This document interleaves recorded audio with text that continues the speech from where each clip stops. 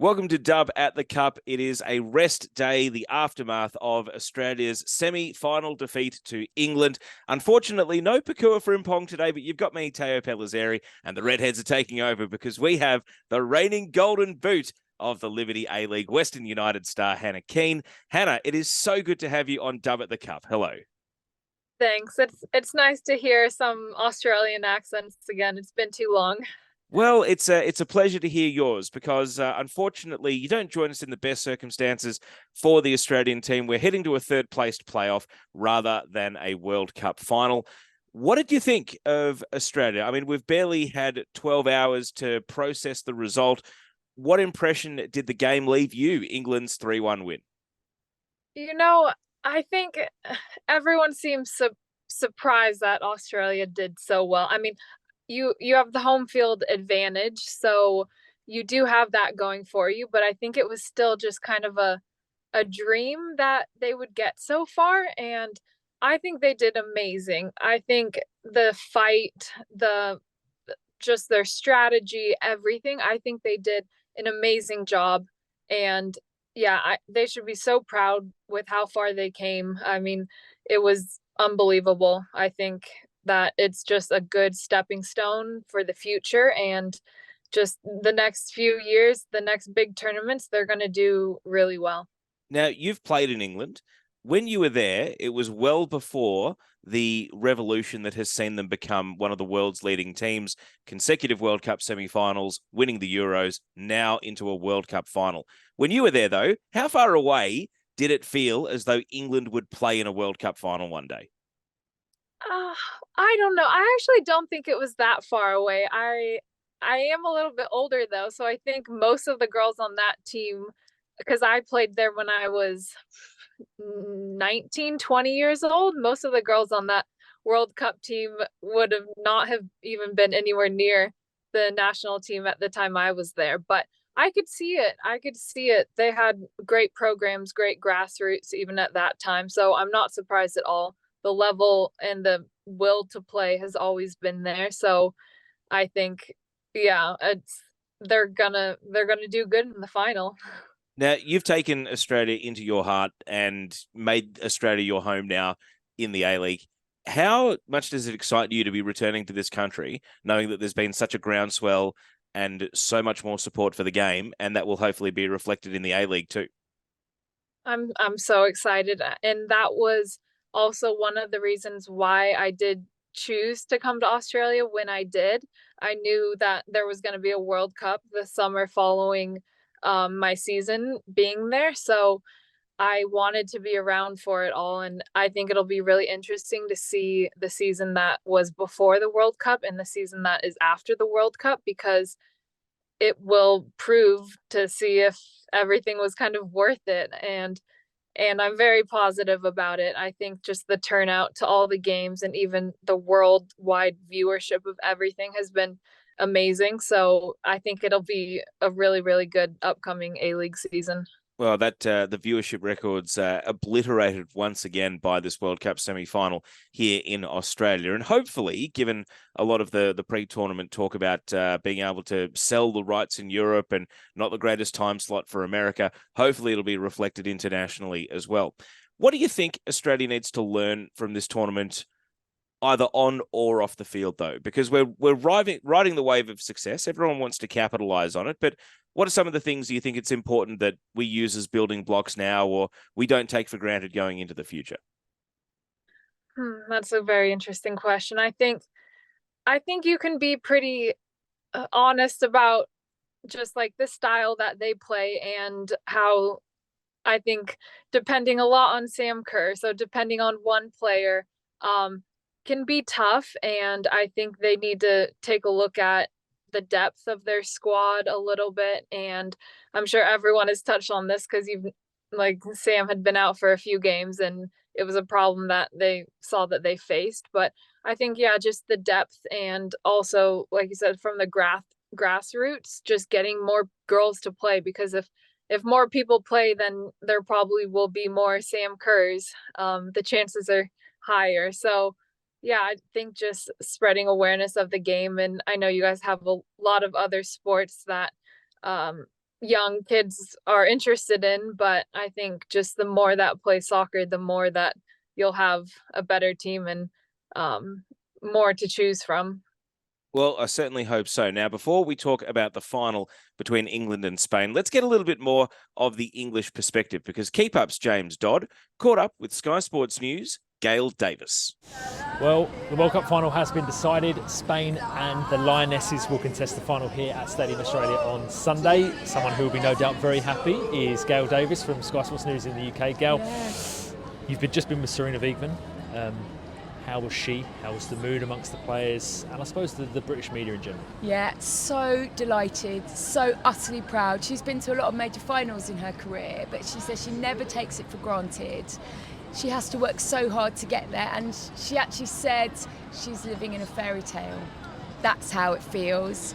And I think it's just amazing for all of the players. She said what she's loved about this team is how they've adapted over the past few weeks. I mean, that performance was unrecognisable to what we saw, wasn't it, against Haiti and Denmark. And they've had a lot of things thrown at them. You've got to remember their captain is injured. Their top scorer from the Euros is injured. Probably one of their best players from the Euros, and Frank Kirby, all not here, and they just had to find a way to win. And actually this evening was probably the first time that it was a good performance. That's a 7.5, 8 out of 10 performance, which is, considerably better than what we've seen so far in this tournament.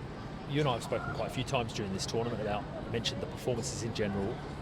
What do you think it was that brought that out of them this evening? Do you think it was maybe this crowd here, 75,000, I dare say, 74,000 of those were supporting the Matildas? Do you think it's that's got them, or do you think it's England playing tournament football and they're playing the way they need to in order to progress through the tournament? Yeah, I think they're just a really gritty, resilient team, and they are talented, but they just needed the confidence. And I think really good example of that is Lauren Hemp, who sort of drifted in and out. She played well against China, but she now understands the role that she plays alongside Alessia Russo. And the two, Sarina Wiegman, talked about complementing each other. And that no-look pass for Russo's third, Sarina doesn't get carried away, but even she was like, wow. That's what we know they can do. But I guess that takes time. And Russo, again, is another one. Bit of confidence, and you saw that finish tonight. And the other one is Ella Toon. She was obviously in and out of the side. You go and score a goal like that, it's going to make you feel pretty good. And it is timing, confidence. You also remember people like Millie Bright, who I think has been sensational. She came into this tournament having not played since March. And it's going to take time to find your feet. But what I would say is Sarina Wiegman never really singles out players, but she did single out Lucy Bronze, because Lucy Bronze has won absolutely everything, but she has never been to a World Cup final. She's failed at so many attempts at semi-finals. And she just said she is so happy for her, because she's so professional, she really nurtures the rest of the squad, and she's really proud of what she might be able to do. So they are the reigning European champions. They now have the opportunity to be the world champions. How are your nerves, first and foremost, now, looking ahead to Sunday? And realistically, do you make England favourites going into this game? It's really hard. I mean, the last time that England met Spain in the Euros, big competition, they looked down and out. And Sarina's magic and her scenario planning came to the fore. They were 1-0 down, and there was, 10 minutes to go. She sent Millie Bright up front, and the rest was history. So I think, the Spain story is an interesting one. We followed it quite closely. Who's in, who's out, who's playing, what are they playing for, what's the motivation? I think England will be quietly confident. I think they believe, with the coach they've got, that they can beat anyone. And I think when I think back to that quarter-final, Spain should have had that game done, but there was not a plan B from their coach, the same man that's going to lead them. And what Sarina is able to do is she is able to find a way, a way to win and a way to get the best out of her players. So listen, I spoke to Sarina Wiegman day one. First question I asked her was, can you win the World Cup? And she laughed and said, well, you go to bed dreaming and sometimes you wake up. So, I'm not gonna try and come up with anything better than that for Sarina, than what Sarina's come. Dreams, she sort of said, do come true. Well, The whole of England will be hoping that dream do come true on Sunday. One more game now for England. It's the biggest of their careers. The World Cup final against Spain here at Stadium Australia on Sunday. Yes, big thanks to James Dodd there, and also thanks to Gail Davis for joining him for that chat. So, Hannah Keane, as you rejoin us, let's take a look ahead to the final, because you have Champions League experience playing against some of these Spanish players who will be in the World Cup final. When you were in Portugal at Benfica, you played against PSG, I believe, and you would have faced off against some of the biggest names in this tournament that have now gone on to play in this final. You've played in Germany too. You've got that experience. What does it mean to see Spain against England in this final, and what's your read on who's got the upper hand? Well, I actually, because the season before I was at Western, I was in Spain. So my team in Spain, we played against Barcelona 2 times for the league, and then once in the Spanish Cup final, because my team did really well and we got to the final somehow. So majority of that Spanish team is on Barcelona. So I got to play against them 3 times. And, before I got that opportunity, I kind of thought that those players were on a pedestal and I would never be able to get anywhere near them. But having played against them, they are good. They are amazing. Their technical skills are top class. But I think even my team, we held them Barcelona 0-0 for 70 minutes, I think, in one of our games. So there are ways to stop really good players. And I think that once you start to play the game, you realize like it's not a big of a gap as you think. So for the final though, I think it'll be really tough to call because both teams have just such gifted players, and I think they've done really well throughout the tournament. So it'll be a really close one to call, but yeah, I know who I think will win, but I think we'll just have to wait and see before I can say I was right. Let's get into a little bit of what might happen then, because your experience playing against a ball dominant Barcelona team. We saw England last night, particularly in the first half, going at about 70% of possession, and Australia looking to hit them on the counter. Do you think either team yields to the other and lets the other have the ball? Do you think England will settle for being a counter-attacking team against Spain's style? Or do you think we're genuinely going to see combativeness with both teams trying to assert themselves on the other? No, I think it's right. The first thing that you said, I think Spain will hold the ball and England will sit back a little bit, but probably I'd say they will still take risk, England, when they press, if they feel like they're in a comfortable position. But I do think Spain will hold on to the ball. England will sit back for at least the first 20 minutes to just get the feel of the game and not get too excited about the start. But I think by the half-hour mark, I think England will really start to press if nothing has really happened. But Spain will definitely want to hold on to that ball and just play their normal style. I think it's up to England to change the way that they've been playing more than it is Spain, who will have to change how they've been doing things. With Lauren James, she served her suspension. England, of course, had to make the final for her to come back into selection eligibility. Is it a case where Lauren James has to return via the bench? And if you're Serena Wiegmann, we know how amazing both she is as a player and how well she was playing before getting sent off against Nigeria. What would you do if you were in Serena Wiegmann's position with regards to when and how you might use Lauren James? I think that's a really tough call. I'm sure that she's been through disciplinary things from her own team, but yeah, that's tough. It's a final. You want to win, so you do what it takes to win. And even if you think a lot of other people won't be happy, you do what it takes to win. So if I was her, I would probably start her, or at least change her at halftime if you're not going to start her.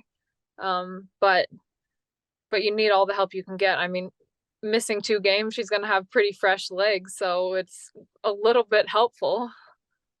Now, one thing I wanted to ask you about, because when you played against Barcelona, they still had Mappy Leon, they had Layla Wahhabi, they had they had Patry as well. The players that have either not been selected or have remained on strike in protest against both Jorge Vilda, the coach, and the Spanish Federation's management of the team. And the Spanish defense has not looked as settled. Paredes is a great defender, but Ivana Andres didn't play in the semi-final, and you would have seen Rebecca Blomqvist, how unmarked she was for that equaliser that Sweden scored, and Spain got away with it. They won the semi-final. But compared to the defensive unit that you played against when you were in club football against Barcelona, and how Spain have had to adjust for the missing pieces in the national team, what's your assessment of how England can exploit the gaps and exploit the lack of familiarity? Yeah, I mean, yeah, I can't compare my game to playing against Spain, because my team, we were basically playing like a 6-2-1, like just a ridiculous like defensive game, probably just piling everyone into the box. So we didn't have to test the Barcelona players that much, but I think it'll just be really important for them to stay on their game plan. Yes, they will still make mistakes, but overall they've been much more positive in everything that they've done than being negative. And I think they will just have to take care of business on the front end and score the chances that they have. I mean, they've got such technical players up top that can do magical things. So I think it'll just take a few moments from them to get them ahead, and then it'll just be about keeping the back safe. And if they make a few mistakes, let's just hope that they score more than the amount of mistakes that they make in the back. And from an attacking point of view, Spain have not been afraid to mix it up. They've tried Jenny Hermoso in different positions. They started Alexia Putellas last game, subbed her off before the hour mark when it didn't work. And then the revelation of the tournament, Salma Paraloilo, 19 years old, has scored off the bench in both the quarter and the semi-final, and it is just taking the world by storm. An amazing run of goals and caps to start her international career, and who knows what the ceiling is. What's your assessment of the Spanish attack, but Salma in particular? I think you just have to start her, because just the confidence that she has right now is gonna be explosive, and so is she. So yeah, I think she has to start. And Alexia, I think she's a great player. Definitely, I think more of a playmaker, not really the complete finisher or exciting attacker really that Salma is. But yeah, I think you have to start Salma, and she will just do what she does best, like play her long balls, let her run, let her get up to speed. And hopefully she's not too tired. She didn't play that much in the game before, so she should be okay. And she's very young, so they never get tired. Now, I wanted to ask, when you were in Spain, was Salma playing for Villarreal at that time, and did you play head-to-head against her? Yep. We actually beat Villarreal, but I remember we had our two center backs mark her so tightly, and we just gave her no space to run. If she ever got the ball, we just not purposely tried to foul her, but just do whatever it takes to not let her turn and run at you, because if she starts running at you and you're one step behind, like, you won't catch her. She actually might have scored against us. I can't remember if we won 2-1 or something, but I think she might have scored. But yeah, I remember though, she did have an amazing goal against Barcelona in the season that I was there, and everyone would watch it on replay because it was just spectacular. So that's probably why they signed her. Now, you yourself, you are well over 6 foot in American language, or I believe it's 183 centimeters, your current height. Salma's not quite as tall, but she's lightning quick. She is tall. She's 1.74 centimeters, but she's got the brain and the smarts and the technique. Like, is she the prototype of what football could look like for women in the future, or is she just a unicorn that it's impossible to go and find someone who is like the national 400-meter hurdles record holder, but can also kick a football and also knows where to run on a football field?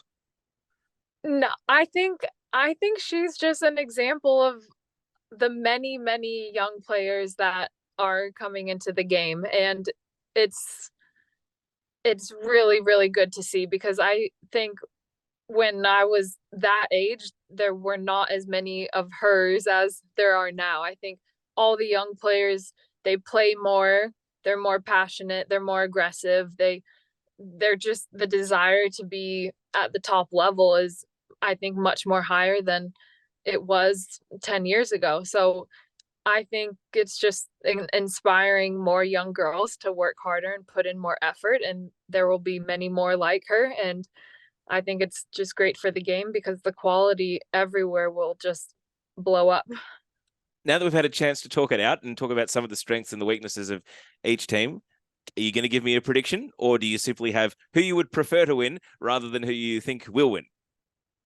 Um, yeah, I think that's what it is. I think Spain will win, but I think I love the passion of England and just the whole country, and how crazy they would go if they did win. And but both teams have done so well to get to the final, and I don't dislike either of them. So whoever wins is, I'm very happy for them, and I think it'll be a great game.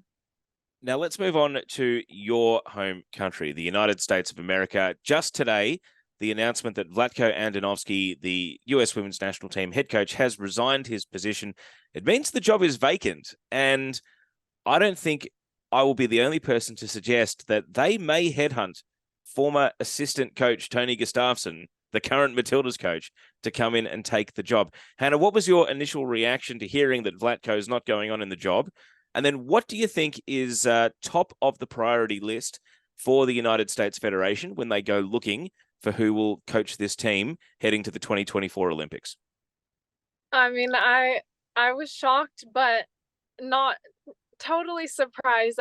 I think there was something to be concerned about when you have such good players, the talent, the quality, the dedication is all there, but you don't get the results. And that's when you kind of need to start looking at the coaching staff and what is going wrong. I think though the US has been under so much pressure to be so good all the time, and I think that's just impossible. Like, you won't have the same players all the time. You can't be predictable about anything. You never know what's going to happen, injuries, or people retiring, or all sorts of things. So I think it was I think it was tough, and I think the US just folded under the pressure, and I think it's just time for something new.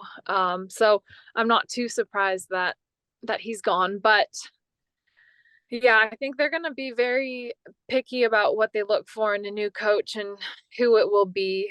And I think the players will have a lot of input into it. The US team is very, very close knit, and um, they know how to communicate well with what they need and what they want. So it'll be very interesting to see who can take the reins on that and come up with maybe some new ideas to get them back towards the glory days, which were not that long ago, but True, but it seems off right now. It does right now. Interesting you say that the players may have an input, because I might have thought that one of the priorities would be to bring in someone who's going to have a bit of top-down authority to actually force through generational change. You know, Megan Rapinoe has said that's it at World Cups for her. But what about Alex Morgan? What about some of the other really famous, really successful players in the team that may not necessarily fit the vision of what the United States is going to need in a year's time or in 4 years' time? Yeah, I think you're right. It could be a wake-up call, and maybe the US Federation goes that direction. And I think it could anger a lot of the players, but like you said, it's not really their choice. If their authority, if their boss tells them to do something, then you kind of have to do it. And yeah, so I guess it could go like that, where they really have zero input also, and they're just told what to do, which I'm sure is probably the majority of most teams are like that. So um yeah, it'll be really interesting. I think though that it'll take a while to find a good match. How much has it hurt that America didn't just not win the World Cup, but that they went out so early? I don't so much mean for you personally. I mean more for the game in America. Give us a bit of a feeling of how it's been received, from that American point of view. I mean, yeah, I did have a lot of people, because a lot of people that I know around here obviously know I play soccer. And so when they did go out, they did console me the next day and be like, "Oh, are you okay? Like, oh, I saw them. Like, it's not looking too good." And I was just like, "Yeah, yeah, but I don't know. We all kind of saw it coming. It just wasn't gelling in a lot of the um pre-tournament games, and yeah, and then with bigger injuries, it just wasn't a good feeling. So I think though we're a positive country, and for the most part, I think everyone knows that maybe a few things can be changed and then things will get back on track. But I don't think anyone's given up on the sport. And everyone still remembers all the success that we did have. So I think that's still there as an optimistic idea that like that can still be. Now, from a team structure point of view, America brought almost its entire roster back to the NWSL. Some of them had tried the WSL, working to various degrees of success. You yourself are a globetrotter. You've played in Germany, Portugal, Spain, England, now Australia. You've had a totally different experience to what those NWSL players have had, kind of myopic in their own system. Do you think the answer for America is to say, all right, we're going to let the market decide if players want to play in America, if they prefer America, they can play in the NWSL, but we're not going to put pressure on players to play in it and support in our league. If they want to go back to the WSL, if they want to try continental Europe, we'll let them go. Do you think there's a right or a wrong way to manage this, or is it actually too important for the NWSL to have those US stars so the league can promote and market itself on the back of those famous players? I think it's a little bit important, but I would still much rather have a better team, even if the players didn't play in the NWSL. I know of a few players that are doing amazing in other leagues, like Christina Birkenrode. She's American. She plays in Mexico. She's right now the top scorer in the league. And I don't know if she's ever been called up, but she's absolutely dominating that league, and it's still a good league. Or Mia Fischel, she just signed for Chelsea, and she's American, and I think she was playing in Mexico last season also, and like tons of goals and great quality, but I don't think they've ever been called into a camp or anything. So I think they do need to make some changes in that aspect, and they shouldn't overlook anyone just because they're not in the NWSL. So yeah, just maybe some changes and bringing in some new players. And if the older ones or more experienced ones just aren't performing, then you have to try something new. So if you have to look to other countries and other leagues to find that, then that's how it should be. Now, last one on the US team. They've got a heap of money. Do they break the bank and just go for Serena Wiegmann, regardless of what happens in the final? Do they say, Serena, you're the best coach in the world by a million miles. How many zeros do you want on the end of this paycheck? Come and save US soccer. I mean, they can try. I really don't see her going anywhere, especially if they win, or I mean even making it this far. And I think you could also make a lot of enemies by just jumping over so quickly and so easily. But I mean, it is a business too, but I think maybe some coaches have to try to have a little bit more loyalty, but we'll see. I mean, I guess it depends on contracts, and if money is a deciding factor to stay or go, then you just have to do what's best for yourself. I don't know. Maybe they need to hope that England wins the final, and then Wiegmann will have won the Euros, won the World Cup, top of the mountain, time for a new challenge. And that challenge exactly. might be America. Yeah, that's a big challenge. So Now, let's talk about Western United to finish up, because if you want to go and watch Hannah Keane defend the Golden Boot and try to take Western United one step further to win the Liberty A-League this season, you can sign up for the Liberty A-League Pass. If you are 16 and under, you can go to games for free. Go to keepup.com.au/LAP. That's for the Liberty A-League Pass. And the season will start on the weekend of the 13th to the 15th of October. So put that in your diaries, because we are not far away from announcing the round 1 fixture. Hannah, how excited are you to be getting back into preseason? You keep yourself like super fit, one of the fittest players in the league year round. So how have you taken a break and got yourself sort of ready for the beginning of preseason, given that I'm sure that getting to the first day of preseason and setting those standards will have been front of mind for you during your off season? For sure. And yeah, I mean, this off season in Australia is a bit longer than the other ones that I'm used to. So it's a bit different having 3 or 4 months off compared to usually 1 month off. But I love it. I've spent lots of time with my family, with my cat. It's great emotional and physical recovery. But yeah, every training session I do, there's always one thing in my mind, and that's the upcoming season and what I need to do and what I need to do for my team. And I'm really excited. I think last season was a great springboard into what we can do. And there will be pressure to kind of replicate that successful season again. But I think everyone's more excited to do it again, not thinking that, oh no, we need to do that or we will be failures. But yeah, it'll be very interesting. I think also the other teams in our league are ready for us this time. We're not really the underdogs anymore. And I think that is what got us by in a few of those games last season. But yeah, I mean, we'll have a few new people and it'll be maybe a little bit different dynamic, but I think it'll be pretty good. Now, some of those new faces will include Grace Marr, who's been our guest on Dub at the Cup a couple of times, and also a fellow American, Catherine Zimmerman, who's taken not quite as long a road as you, but certainly is an American player that came to the NPL in Victoria, earned her way into the A-League Women's, and has stayed there ever since. She's coming across from Melbourne Victory, and the puzzle is far from finished, because Western United, we know there'll be a bit of squad turnover, particularly with the visa spots, and so there might be some new faces coming in there. But based on what you know of how recruiting has gone so far and what the team has publicly announced, how excited are you for a few of those new faces that are coming in?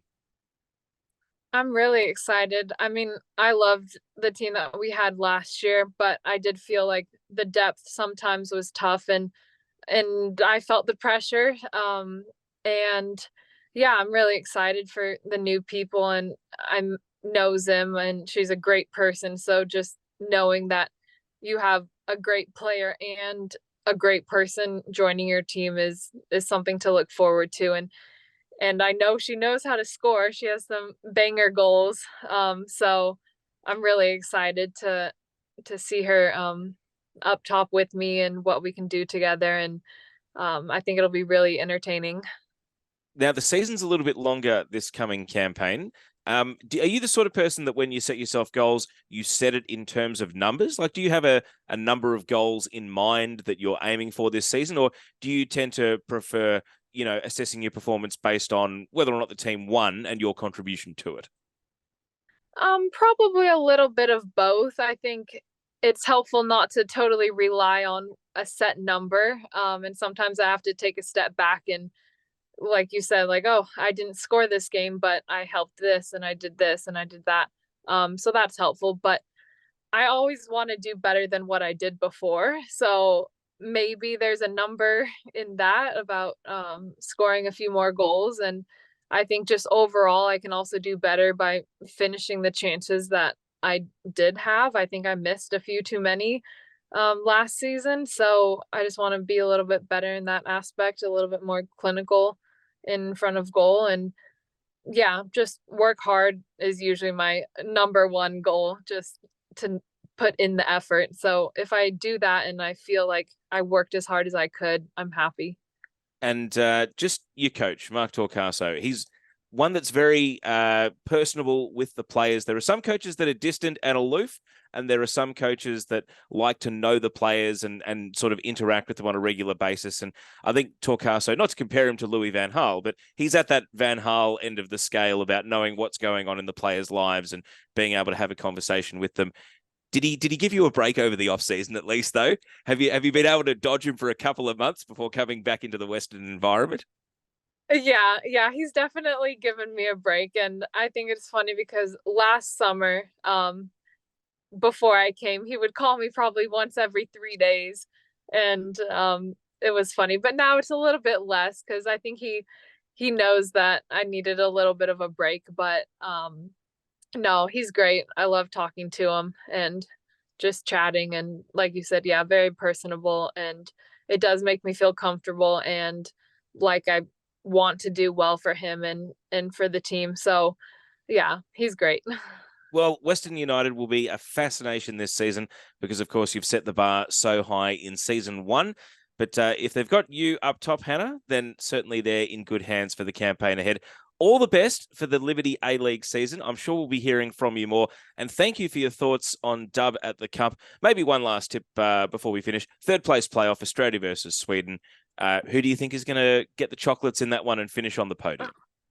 Easily Australia, easily.